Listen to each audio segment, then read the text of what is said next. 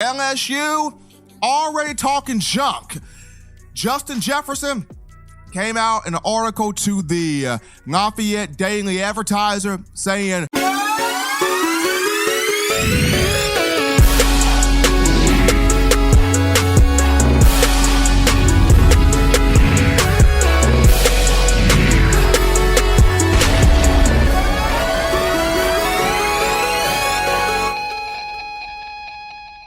ladies and gentlemen, the bye week is just actually starting.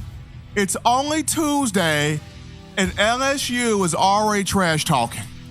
We might as well just call November 9th straight war, because that is what it's going to be, straight war. But I'm not going to dive into that.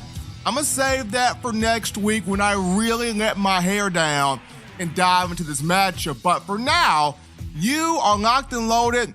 New week, fresh edition, brand new slate of material on what is the hottest show in the streets. Best form of Alabama football news, notes, and information you are going to find. This is, in my own words, the podcast with yours truly, your man, Stephen Smith of Touchdown Alabama Magazine. And as always, people, if you are rocking with this show, you're feeling this show, you are enjoying the delivery, the commentary in this show, you know what you have to do. Give this show a like, a thumbs up on YouTube, and subscribe, because what that means, that tells us Alabama Nation wants more, and we pride ourselves on giving you the best in news, updates, notes, and analysis on your team, the Alabama Crimson Tide. The show is sponsored, powered each and every time by our good friends at winless.com, Title Towel. Title Towel is the rally towel with benefits for the avid Alabama sports fan. It's only $9.99, and it lasts a lifetime. So as you are getting to the bye week, preparing for Alabama LSU, be sure to go to winless.com. Do that right now. Go to winless.com. Get you a couple of those towels today.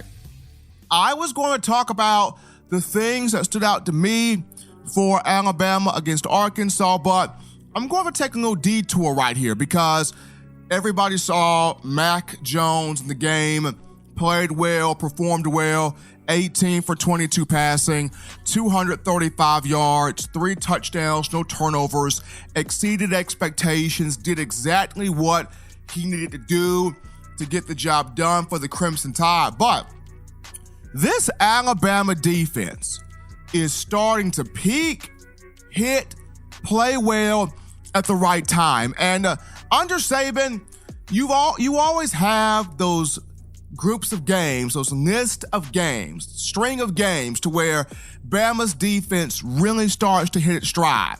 Early on in the season, it'll have a couple of good games, and then it'll get to a couple of games to where there's a struggle here and there, but always toward middle way to the end of the year, it always has those string of games to where Bama is at its peak. It's playing well, it's hitting well, it's affecting the passing game, it's stopping the run, it's playing vintage Bama style of football. And the last 2 weeks, between Arkansas and Tennessee, Bama started to get back to vintage Bama in terms of affecting the quarterback, stopping the run, and creating turnovers. I know what you're saying. You're thinking, Steven, this is Arkansas and Tennessee, the 2 worst teams in the Southeastern Conference. You can take Uncle Mo from across the street, 3 children from an orphanage, and the Sisters of the Poor and take care of those 2 teams.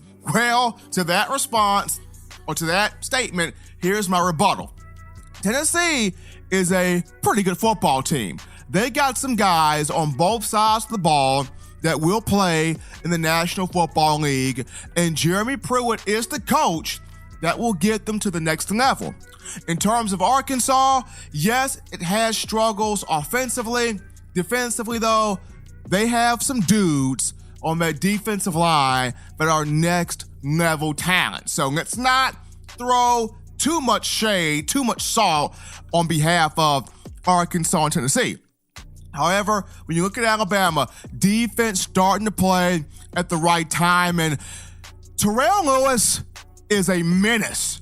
He is playing, forget top 15, he is playing like a top 10 pick right now, and I believe he's just getting started. I mean, here's a guy that is relishing every moment he's got on that field, and for Alabama in the last 2 weeks here, they held Tennessee and Arkansas to less than 2 touchdowns. Tennessee, 13 points. Arkansas, just 7. Both teams were held to less than or fewer than 300 yards offensively. Tennessee at 231. Arkansas at 213. Within the past 2 weeks, the Tide has forced 6 turnovers. 2 of them returned for touchdowns. Trayvon Diggs, an 84-yard pick 6 to the house against Arkansas. And then also Trayvon Diggs, a 100-yard fumble return for a house call against Tennessee. Getting back to Terrell Lewis, he had Nick Starkel seeing ghosts on last week. Well, he wasn't seeing ghosts, but 24 was everywhere, having his best Derrick Thomas impersonation, if you will. Coming from the left, coming from the right, coming up the middle, bench pressing offensive lineman into Nick Starkel. The kid didn't have a prayer. Terrell Lewis, a team high, 6 quarterback hits, 6 quarterback pressures, 6 quarterback hurries, which led to 4 turnovers in the matchup for the Tide against the Hogs. And even more so, if you look at the quarterback play in the last 2 weeks that Alabama's defense has rendered, the quarterbacks for Tennessee and Arkansas combined 23 of 50 pass attempts, that's 46%, for 224 yards, 1 touchdown pass to 4 interceptions. Tide defense playing good ball right now. Going back to Terrell Lewis, he leads the Southeastern Conference in sacks with 6. He's got 9 tackles for loss, a team high 12 quarterback hurries. Anthony Jennings, you're getting great production from him. Christian Barmore, Alabama's continuing to work him in. You look at Patrick Surtain II, played lights out against Arkansas. Forget Revis Island, we got Diggs Island. Trayvon Diggs looking like a top 15, top 20 pick. His brother, Stephon Diggs, in the National Football League with the Minnesota Vikings agrees. I'm not going to disagree with Stephon Diggs. Trayvon playing like a first-round guy. And with LSU already talking junk, Justin Jefferson came out in an article to the Lafayette Daily Advertiser saying, we're coming after Bama's head. We're coming after Bama's head. We're going to dominate them. They have not seen an offense like us. Well, beg pardon, Tua Tagovailoa was running the same type of offense last season that Joe Burrow's running this season. And even with Tua coming off a tightrope surgery to his right ankle, he is still leading the nation in touchdown passes with 27, if I'm not mistaken. But that's besides the point. LSU's already talking junk. And with them already talking, Alabama peaking, hitting, right time, right moment.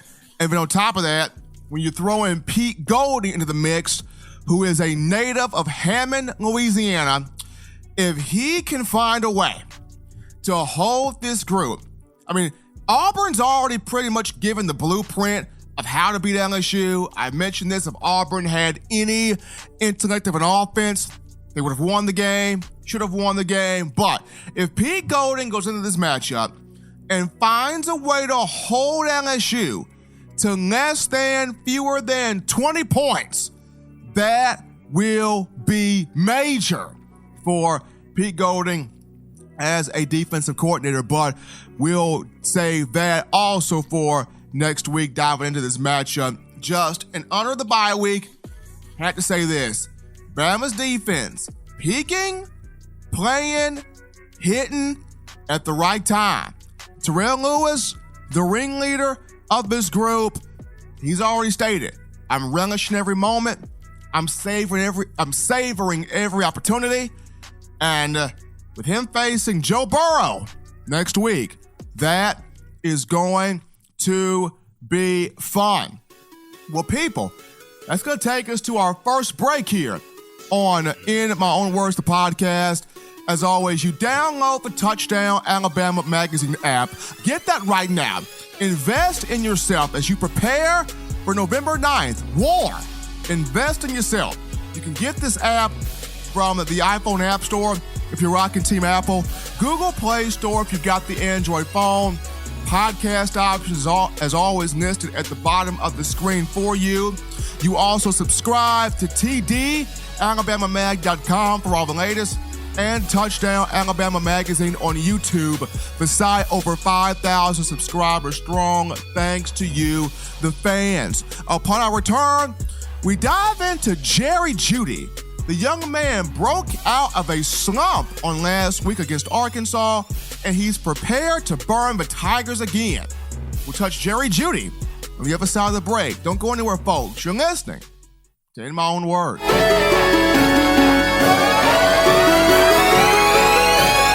What's up, college football fans? You can catch the hottest show in the streets, that being In My Own Words, the podcast, every Tuesday, Thursday, and Sunday. Subscribe to Touchdown Alabama Magazine for the best in Tide football.